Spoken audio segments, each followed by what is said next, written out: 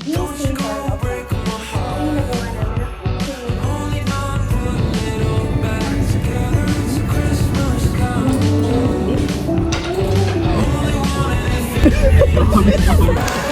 Kamusta ka naman ngayon? my God! Hello everyone! Welcome to my Vlogmas! So I decided to do this video or vlog kasi nga ilang days na lang ay Pasko na.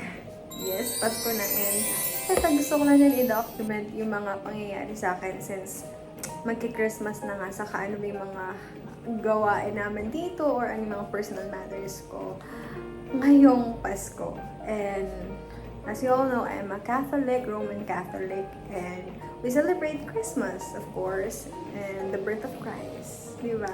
Bago pang Christmas, I know I already received the greatest gift, and I'm so thankful to God, to everyone, and to the people na nakapaligid sa akin na talaga namang truly sila yung blessing sa buhay ko.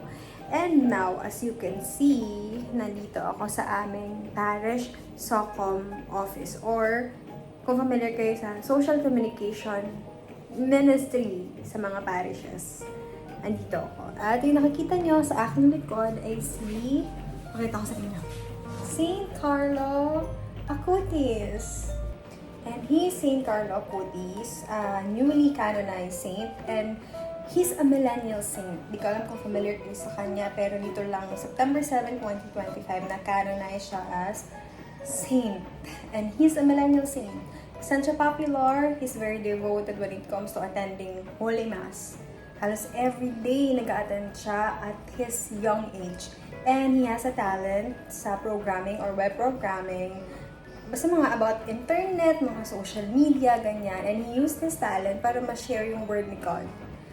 He used his talent para ma-share sa iba at sa marami yung Eucharist, Holy Eucharist. Very modern, very millennial. But who would have thought na itong naka-polo, naka-pants, naka-backpack, nag-internet, ay magiging isang saint. Diba? That's how the grace of God works.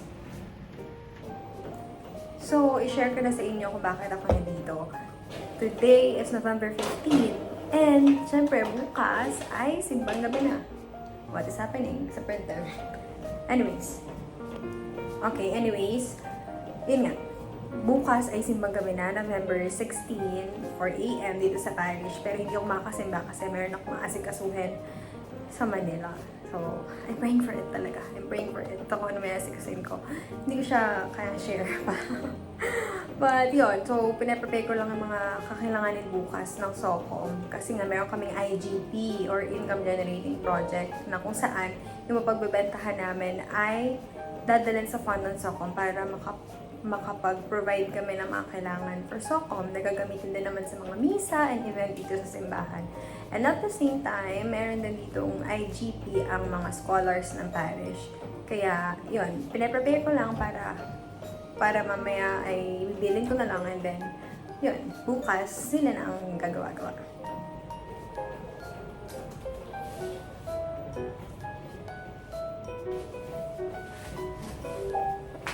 Ito yung unang IGP namin, which is, ito yung IGP ng mga scholars ng parish na kitchen.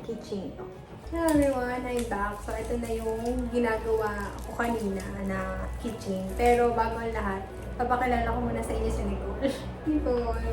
So, siya ang aming SOCOM head ngayon. Ito yung nagawa namin na kitchen. St. Rose and the Holy Family. Si Nicole, anong year ka nag-start ng youth ministry? Grade 5 po. Grade 5. So, ilan taon ka na ngayon? 19. Ilan taon ka nun? Okay, math. Si Nicole, very young din siya nag-start sa ministry. Grade 5 siya. Ako din, grade 5 din. Then, tama ba? Music? Sa choir po. Ayun, sa choir siya. Tapos ngayon, syempre, kinuha namin sa SOCOM. Joke ako. So, yun. Ano yung parang nagpo-push pa sa'yo na mag-continue sa ministry kahit na ang tagal mo na gano'n? porke tumatanda, kailangan umalis ka na po sa pagsisilbi kay God. Kailangan pa din po yun as person. Kasi sa kanya po tayo lagi humihingi ng gabay. Yun na.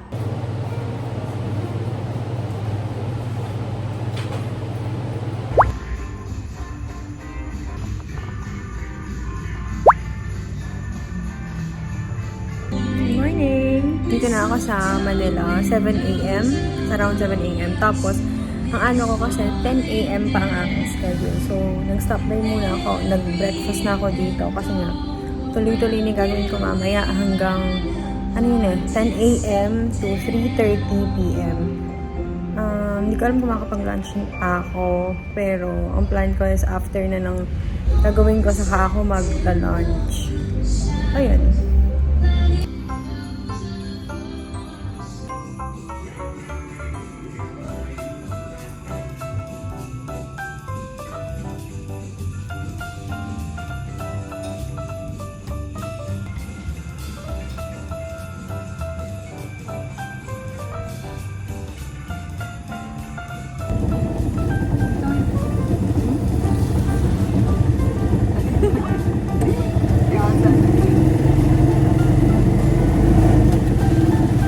Kaya tumpa yun.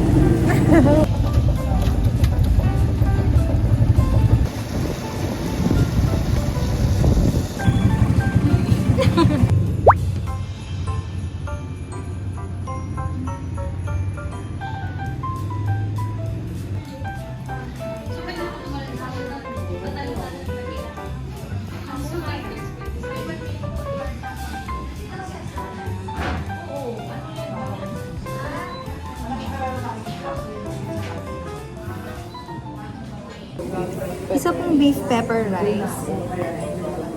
Isang beef pepper rice. Tapos, isang biscoff latte. Beef pepper rice, no? Opo. Sunny side up or scrum? Sunny side up.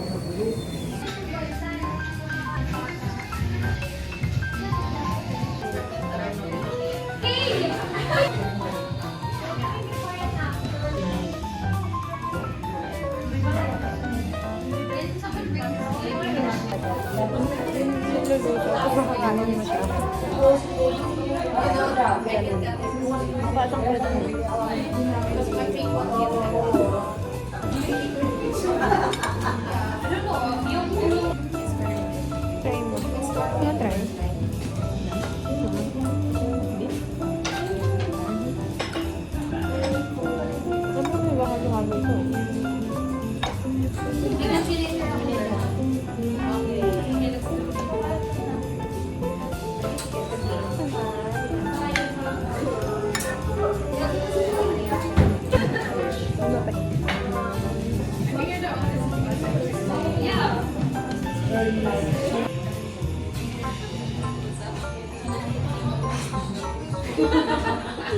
Hello everyone! Finally, nakapagsalita na rin ako. So finally also, tapos na yung inaasikaso ko kanina. And meet Kat. And na-meet ko siya kanina. Ayaw ko kasi sabihin kung ano yung ginawa natin kanina. Kasi, wala. Surprise. Pero I wish and pray na umayon. Pero kung hindi man, i-update ko na lang kayo in time. So currently, we're here in Bulan Kitchen and Cafe. And ala lang kasi first ko to na napuntahan na nag-OJT pa ako last February. And nagustuhan ko yung kanilang, ang tikman ko nun ay, ano ba tawag ito? Beef pepper rice din, saka yung Japanese gyud bowl. Pero ngayon, yung in-order ko is yung beef pepper rice. Tapos, yung kanilang, dito ko una natikman yung biscoff. Kaya, na-addict na rin ako sa biscoff. And, biscoff latte naman dito na iced yung in-order ko. So, here it is. And, one fact din about dito is, dinadayo talaga siya ng mga artista. So, binabalik-balikan siya kasi masarap talaga yung food dito. Saka yung service naman nila is okay. Tapos yung staff, very ano din sila, accommodating. Tapos pwede nga pa-picture sa kanila. Very nice ang approach din nila. Kat, say hi. Uwi na kami. First time namin nag-meet. Ewan ko, nag-create din tayo. Tapos, balak pa namin pumunta dun sa Vertis North Park. Pero umulan nga. So, Next time. Next time. Magkikita pa daw kami. Next time pa. Kaya nga. So, yun. And uwi na din kami. Magbubuk kami ng Move It. Tapos, diretso uwi na.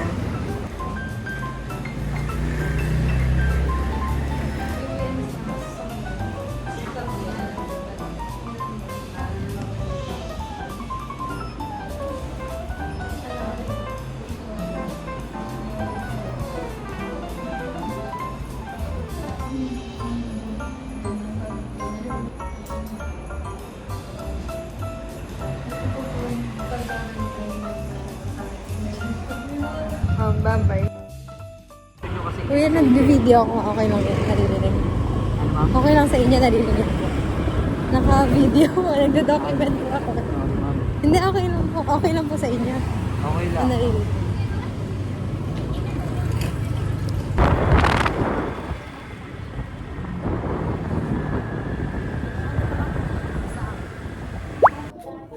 Hello there! So, nakagaya ko ngayon. Look. Kasi nagkahayaan kami ng isang circle of friends ko na lumabas. And bigla lang to, as in, ngayon lang, ngayong gabi, around 6 p.m. Chat, ganyan, ano. Sabi ko pagod ako, pero I ask them kung valid ba. Kasi sila bumiyahe din naman. Tapos, ngayon lang ulit kami magkikita-kita and mag-gather around. So, punta lang naman kami sa plaza. And catching up lang, mga ganong ganap lang. Tapos kasi eto kasi sila ay isa galing sa OJT, yung isa, yung dalawa galing sa Manila. Dalawa nga ba? O isa lang ata. Hindi ko sure kung nauwi na si Jovi, pero yung si Miko galing din siya sa work. So, uwi lang din. Mga main characters ang atake. Kasi iba, mga tapos na ang school. Tapos syempre ako kakatapos ko lang din ng gawain ko kanina. Medyo pagod. Pero at the same time, na-realize ko na okay lang din lumabas. Kasi nga, ano naman, minsan lang din. And then, sila din naman yung kasama ko. So, yun. Hindi na ako ganun masyado nag-effort. Basta ang importante, may kilay ako. And maayos ako. Kasi gusto ko comfortable lang din naman yung gaya ko. So, yan. Hintayin ko naman sila. 7:30 usapan. Wala pa. Hindi ako nagagalit. Hindi.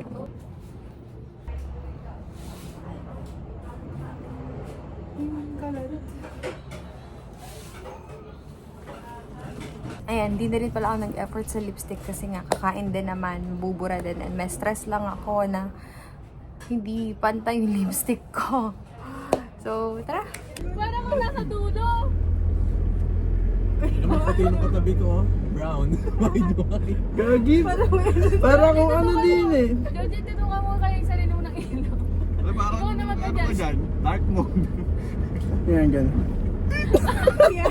Ano nararamdaman mo kanina?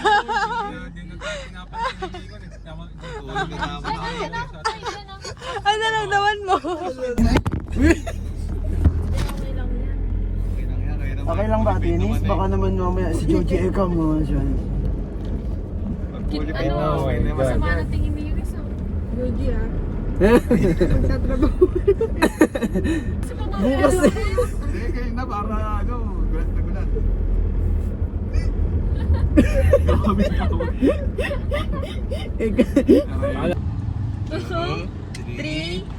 It's a prank! Ano nararamdaman mo kanina?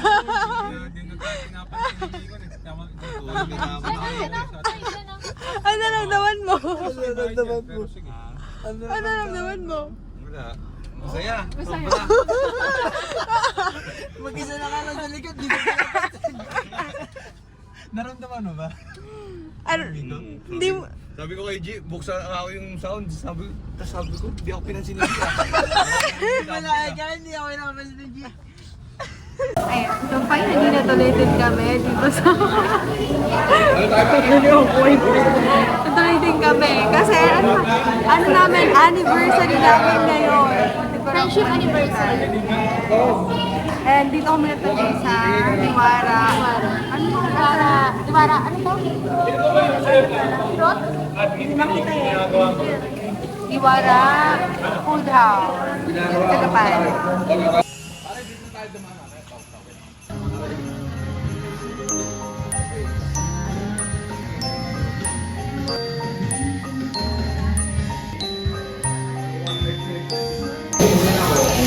Makapal yung baboy nila. Then, yung in-order namin is yung 249. So, ang good. Ito yung mga inclusion niya.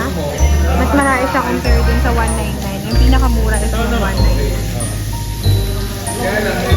Si Aris.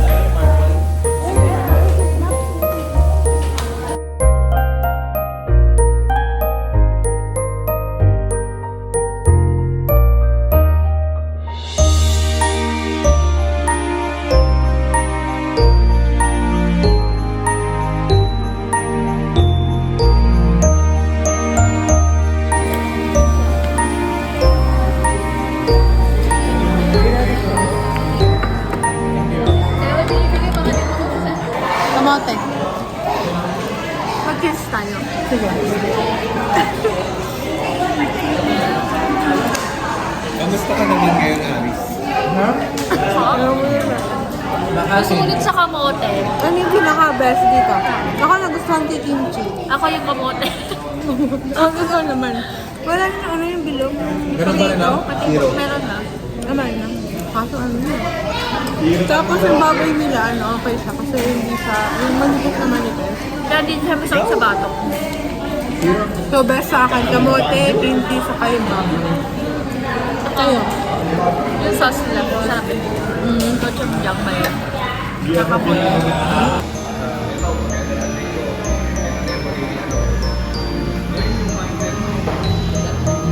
Look at the aftermath. Hello everyone! We're back. Dito kami sa Plaza. Hi guys! Hi guys! Welcome to my vlog. Guys! We're here at Plaza. Plaza ng Gapan. At 11 p.m. Pero mas maganda nga. Pero mas maganda. Ayun pala Ayun oh, pagod. Ayun o. May movie Asan yan, ba? simutan ko. Asan? May movie yan eh. Pagod na nga si Elsa. Ay, sorry po. Si Elsa. Ilibot natin sila sa Gapan. Mas maganda to actually. Ako mas nagagandahan ko yung ayos nito ngayon. Ay, dahil sa Diba? mga angel. Hindi to, saka eto oh, yung ano na to, ewan ko, ngayon ko lang siya masyadong napansin. Oo. Nawala yung, ano yung rose? Parang gano'n. Ay, yun pala yung nahanap ko, eto. Yung nagpunta tayo, Aris, ito yung sinasabi ko sa'yo. Nagkaroon siya ng angel sa tukto. Ay, oo. Dati ang mga monopoly dito eh. Dito ba yun? Ay, doon pala, Ay, monopoly. doon. Nawala yung Ayun pala, roses. yung mga rose. Ah, pero ano na yun, pumalit.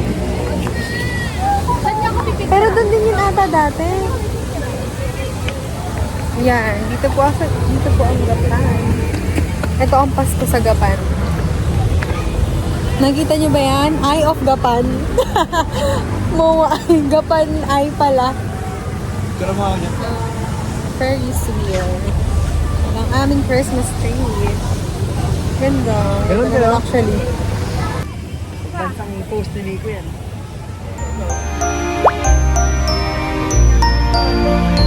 Oo, napansin ko na. Tayo, sa loob ng kapal. Wow, may photoshoot.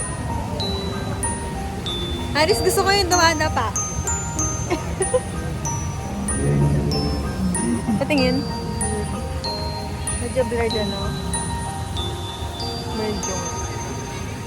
Ayan. Hindi, wala. Oh, pala. TikTok ata eh. Pero ka hindi TikTok yan ha. Pag TikTok ka.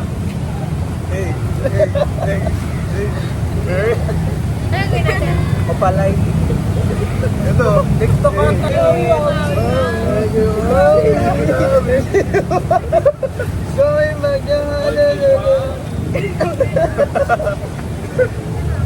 Akapela na lang tayo.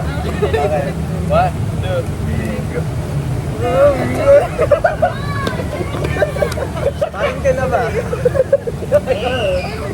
Tayo, naka-ano tayo. Thank you.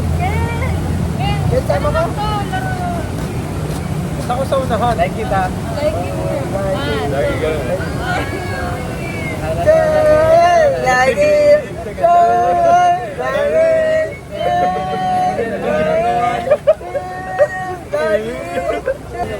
Next. Ano ba yung mga TikTok na alam? Palay. Sige. Ano yan?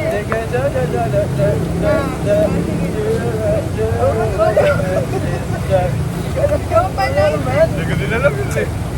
Alam ko lang. Solo. Bye-bye. Bye-bye.